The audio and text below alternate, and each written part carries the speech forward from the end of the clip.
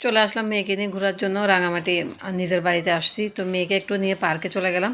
আর আমাদের রাঙামাটির পার্কটা আমি মনে করি অন্য অন্য জায়গা থেকে অনেক ভালো, খরচও কম।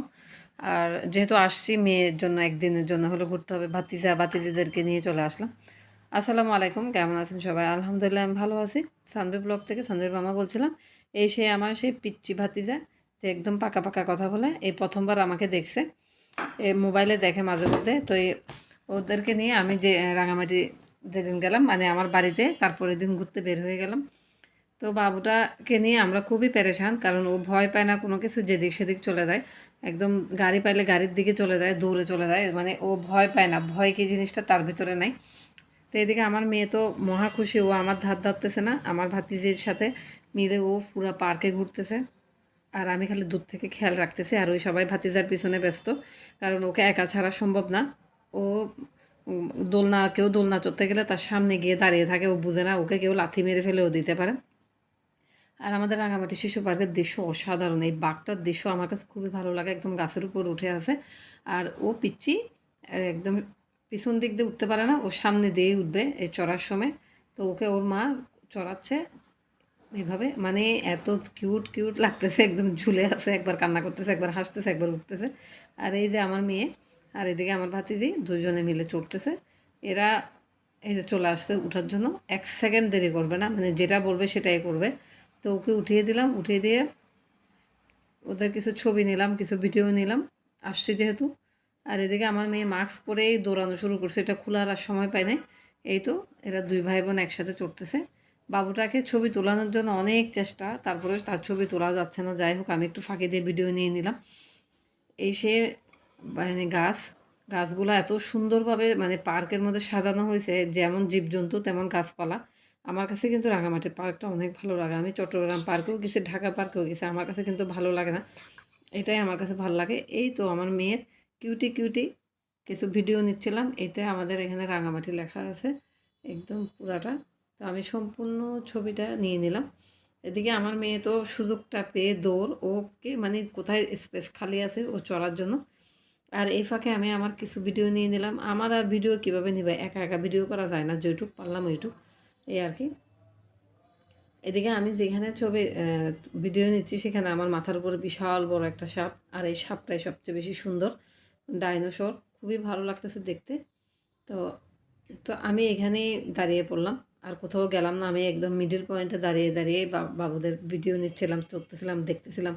একবার ওখানে যাচ্ছে, একবার এখানে যাচ্ছে, মানে একটা সেকেন্ড বসার সুযোগ নয়। যে আমার মেয়ে দৌড়াচ্ছে, কীভাবে ফুল স্পিডে দৌড়াচ্ছে আমার ভাতিজি সহ। আর আমাদের এদিকের পার্কের চতুর্দিকের দৃশ্য অসম্ভব সুন্দর, আর এত সুন্দর পরিষ্কার পরিচ্ছন্ন, খুবই ভালো লাগে। প্রত্যেকটা দৃশ্যই অসাধারণ। তো এদিকে আমি আমার মেয়ের একটা ছবি নিয়ে নিলাম, ভিডিও নিয়ে নিলাম, এগুলো ছাড়বো। আর একটা স্মৃতি হিসাবে, যে সে ছোটোবেলা মামার বাড়ি গেছে, কারণ 2 বছর পর নিজের বাড়ি গেলাম। তো এটা তো আবার কখন যায় তার কোনো ঠিক নেই। তো এই জন্য মেয়েকে কোনো কিছুই মিস করতে দিনে, ও যেটাই বলছে সেটাই তো উঠাইছি। সব কিছুতে সে চড়ছে, কোনোটাই বাদ দেয় নাই। এই যে চড়তেছে। আর এইদিকে আমার মানে ভাইয়ের বউ তার ছেলে নিয়ে ব্যস্ত, কারণ ছেলেকে নিয়ে কোথাও দাঁড়াতে পারতেছে না। এই যে এখন আমার এই ভাতিজা দেখতেছে যে ওরা মারপিট করতেছে, ও ওখানে দাঁড়িয়ে আছে, দাঁড়িয়ে ওদেরকে মারতেছে। এদিকে আমরা মা মেয়ে কিছু অন্তরঙ্গ মুহূর্ত ছবি তুললাম। আমার মেয়ে আমাকে আদর করতেছে, আমার কিউটি মেয়ে যেভাবে বলতেছে ওভাবেই করতেছে। ও ভিডিও করতে খুব পছন্দ করে, ছবি তুলতে খুব পছন্দ করে। আর অল্প কিছু আপনাদের সাথে শেয়ার করলাম। এই যে আমার মেয়ে প্লেনে চড়তেছে, তো এখানে উঠিয়ে দিলাম। আর এগুলো একদম ফুল স্পিডে চড়ে না, আস্তে আস্তে চড়ে। ট্রেন আছে, এই যে ট্রেনটা বসে আছে, এটা ছাড়বে কিছুক্ষণ পর। এদিকে আবার নৌকা আছে, নৌকাতে আমার ভয় লাগে, আমি মেয়েকে উঠতে দিই নাই, কারণ এটা একদম ঝুলে বেশি ভালো লাগে না। তার মধ্যে নিচে হচ্ছে একদম, এটার পাশেই হচ্ছে নদী। এই যে এখান থেকে যদি নৌকা ছিটে নিচে চলে আসে, অবস্থা খারাপ হয়ে যাবে। হবে না, তারপরে বিপদের হাত পা নাই, যেহেতু ছোট মানুষ। এই যে দেখেন নিচে, তো এই পাশেই এটা একদম নৌকাটা বেঁধে দিছে, একটু দূরে দিত। তো এই দৃশ্যগুলো আসলে অনেক সুন্দর লাগে, দেখার মতো একটা পরিবেশ। মানে চড়া হচ্ছে বাচ্চাদের জন্য, আর দৃশ্য দেখা হচ্ছে আমাদের জন্য। আমার কাছে কিন্তু ভালোই লাগে আমাদের রাঙামাটি। পাহাড়ি এলাকা, সৌন্দর্য অন্য কোনো জায়গার সাথে কখনো মিলবে না, আসলেই সুন্দর। এই যে এখানে নতুন একটা ব্রিজ করতেছে, যাতে ট্যুরিস্টরা এখানে হাঁটতে পারে বা বাচ্চা নিয়ে আসলে কেউ ঘুরতে পারে যেতে পারে সেই জন্য ব্রিজ। এখন আমাদের বাবুটার দুষ্টামিতে আর থাকতে না পেরে আমরা ওকে বাউন্ডারির ভিতর ভরে দিলাম, কারণ ও এখান থেকে নামতে পারবে না। কি আর নামবে না, ও আমার মোবাইল দেখে মোবাইল ধরার জন্য উপরে উঠে যাচ্ছে। লাস্টে সে উঠে পড়ে, মানে একে আবার বন্দি করে দিই। বন্দি করে দেওয়ার পর চলে গেলাম পার্ক থেকে বাসায়। বাসায় এসে আরেক ভাইয়ের বাসায় চলে গেলাম। তো ওরা এখানে বিড়াল পালে, বিড়ালটা এসে আমার গায়ের উপর উঠতেছে। আর আমি একটু পশু পাখি কম পছন্দ করি, মানে দূরের থেকে করে, কুলে পছন্দ করি না। তো এই বিড়ালটা মনে করছে মানে গরম খুঁজতেছে, সে মানুষ দেখলে মানুষের গায়ের উপর উঠে যায়। তো সে আমার গায়ের উপর শোয়ার জন্য আসতেছে এই আর কি।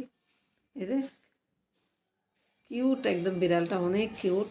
আসলে বাড়ি যাওয়ার মজাই আলাদা, কোথাও বেড়াতে যাওয়ার আনন্দই অন্যরকম। তো আমি আগামীকাল চলে যাব। তো আজকে যা ঘোরার ঘুরে নিচ্ছি একদিনেই, শুধু মাঝখানে একটা রাত ছিলাম। কারণ কি বলবো, ঠান্ডার জন্য কোথাও ভালোও লাগে না, আর কেন জানি মন বসতেছে না। আনন্দ হচ্ছে, ভালো লাগতেছে, কিন্তু তারপরে কেমন জানি একটা নিজের ঘর ছেড়ে দূরে আছি এমন মনে হচ্ছে। আমি একটা রাত, দুইটা রাত ওখানে থাকি, আমার কাছে মনে হয় আমি অনেক দিন হয় মানে রাঙামাটিতে চলে গেছি, আমার নিজের ঘরকে মিস করতেছি। তো আজকের ভিডিওটা এই পর্যন্ত। আল্লাহ হাফেজ।